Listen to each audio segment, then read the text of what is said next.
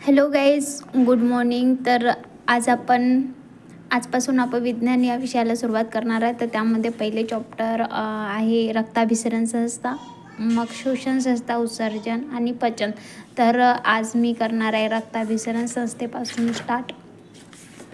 तर रक्ताभिसरण संस्थेमध्ये काय काय दिलेलं आहे तर हे बघणार आहे आणि याचंच रीडिंग मी आज करणार आहे.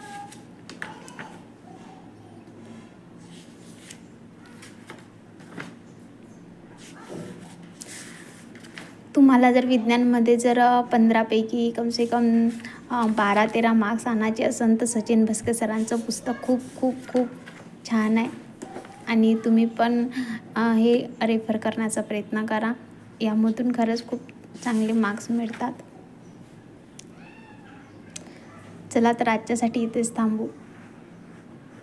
थँक्यू.